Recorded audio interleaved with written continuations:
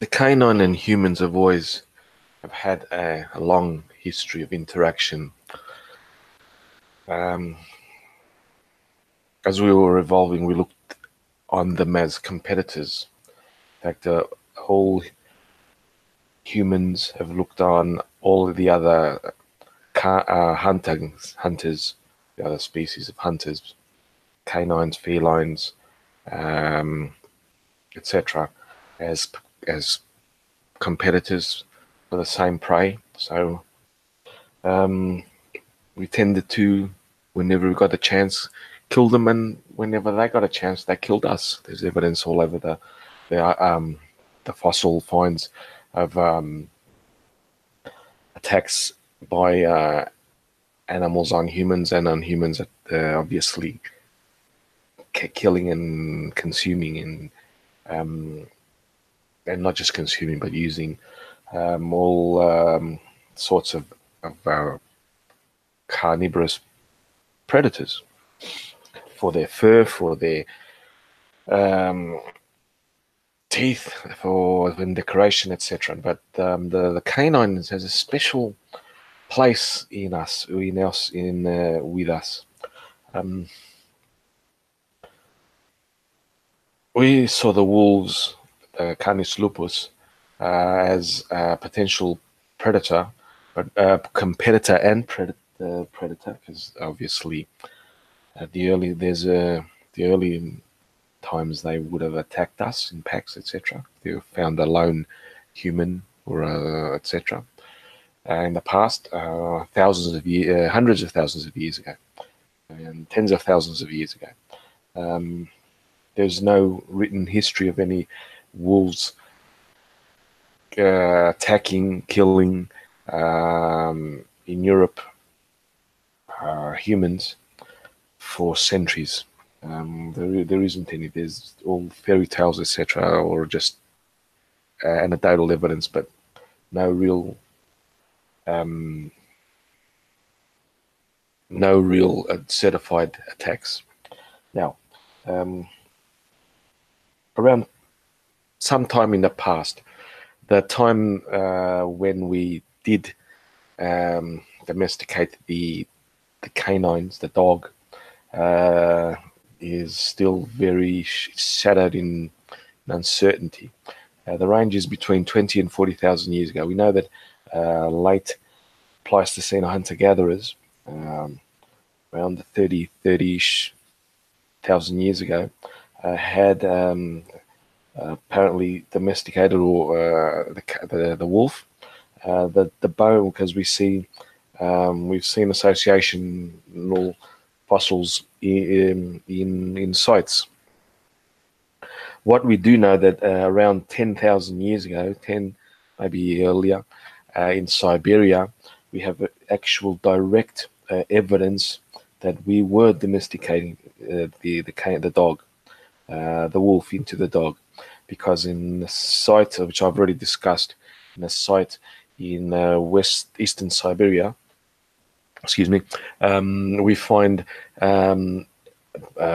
fossil evidence, bones left by us, our species, of two types of canine remains. They are differentiated. We have concluded that they may have been, one of the species have been a work dog, while the other a guard dog, possibly to defend or some sort of function. We know that the dog was domesticated in many places and different times.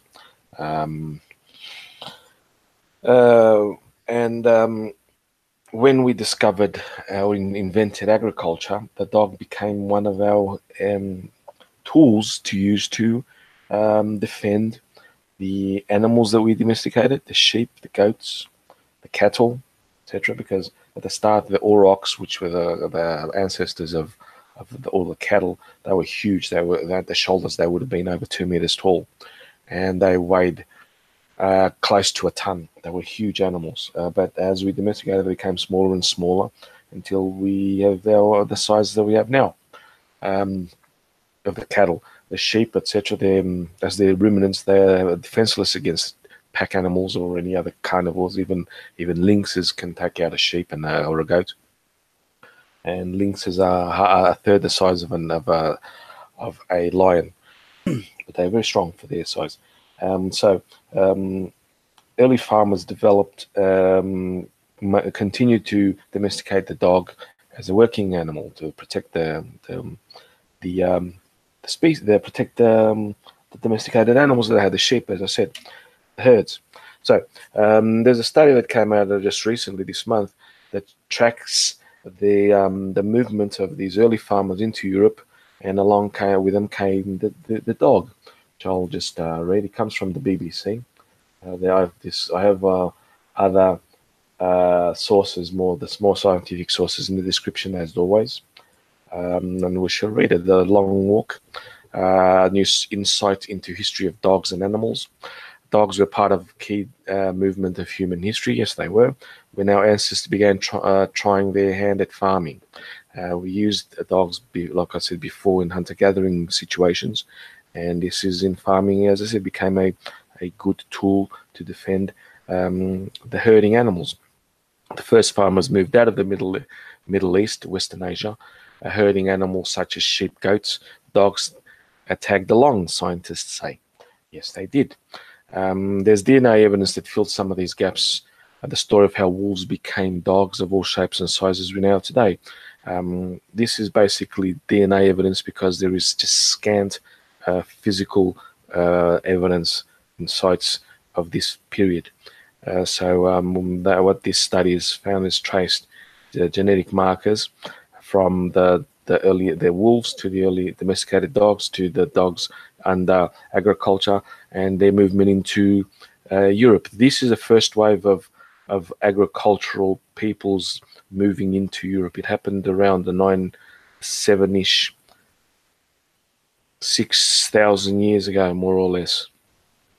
Just at the beginning of in Eastern Asia, Western Asia, they were in the pottery Paleolithic now, Neolithic now. I'm sorry, until the development of metal tools. So this period is a time we're talking about the first movement of the farmers, which would later be replaced around 3,000-ish years ago by another wave of humans that moved in, agriculturists that moved in and replaced the older agricultural societies and peoples. You know also that from the genetic evidence. I've already talked about that once or twice in the videos which I made, so just go back. So it says farming began in what is known as the Fertile Crescent. I've talked about that many times in my videos when I discuss this in Western Asia, Middle East. That includes modern-day Iraq, Syria, Lebanon, Jordan, Israel, and Egypt. Less Egypt, but more the other countries. And humans were living as hunter-gatherers. They settled down and started growing wild varieties of crops like wheat, barley, peas, and lentils. They domesticated the sheep, goats, cattle, horse, pigs, chickens, and a few other animals that they domesticated. They also domesticated, as it says, wild sheep, goats, pigs, etc. And around 9,000 years ago, they moved into Europe and Asia. So they spread, taking their animals and farming know-how with them. Yes, they did. So this new study shows that the dogs came along for the trip. Of course, they would. They were a valuable tool, like their bows, like their sickles, like their grinding stones, like their technologies that they use to plow, to till the soil, etc. Not to plow, because the plow came later, but at least till the soil. So, they've extracted evidence DNA from canine remains found in archaeological sites around Europe and Asia, so Eurasia basically. And their study shows that the dogs and humans have an intertwined story. Yes, they did. The dogs followed humans or were taken along by the humans, not just followed, they were taken along by the humans, and their migrations across Europe, or their expansion, technological expansion, said Morgane Oliver of the University of Rennes in France, Olivier, that's how you pronounce it.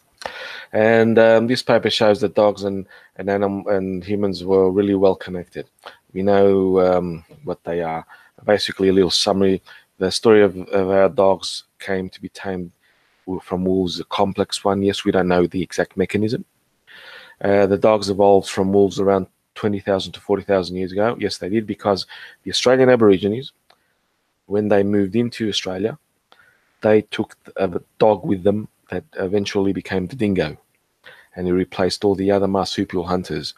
The marsupial lion, which was the Thylacine, in the Australian mainland, where the dingoes and the Tasmanian devil, etc., etc. So the big carnivores were replaced by the one species of dog, the one subspecies of dog, the the um, the dingo. They may have been taken from two different populations of wolves living thousands of miles apart. Absolutely. Because once we learned how to domesticate an animal, we didn't even need to take the animal along with us at the start. We could get to an area and domesticate the equivalent animals there. There would have been a type of sheep, we domesticated that. There would have been a type of goat, etc. Type of wolf. The grey wolf is Eurasian wide. You find them in Europe. You find them in China. The Eurasian wolf, grey wolf, Eurasian grey wolf. And you find the similar timber wolf in the Americas, because they did cross over the Beringia into the Americas. So when the dogs arrived in Europe, they mixed with the dogs that were already there. Yes, the ones that were domesticated by the hunter-gatherers. So centuries of breeding and mixing of the genes, the dogs, we get to the modern type of dog that we have here today. And it is quite telling that one of the possible reasons why we could easily domesticate the wolf into a tamed companion is because the wolf societies have some equivalencies, parallels, some similarities in many ways to our own. That is also why we sort of hate wolves so much, because they were our competitors, and we see that as we were competing against some higher species, some higher group, because they have a well-structured society, very disciplined, etc., etc. So yeah. Well, that about wraps up. Today is a very short one because of a small announcement to make. It was noted by Mitch Connor at the start that I've been losing subscribers. Yes, I have. I'm not monetized anymore because I don't want to give censorious companies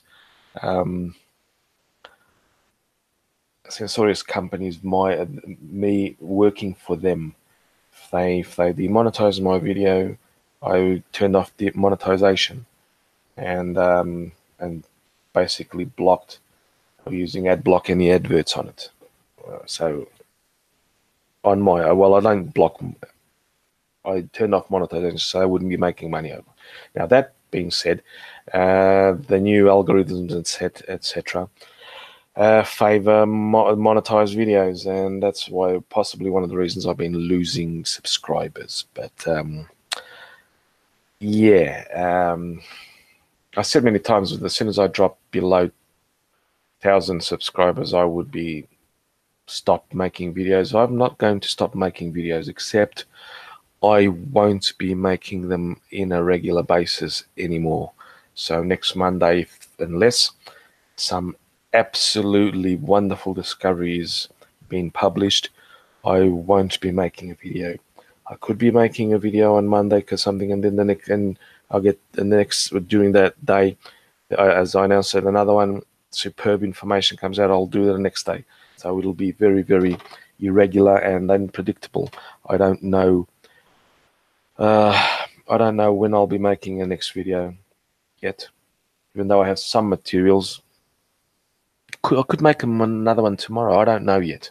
So just wanted to tell you guys because I owe it to you. You are my viewers, and I love you all. So yeah, that's about it. Till the next time. Before that, I'm gonna see if anyone has any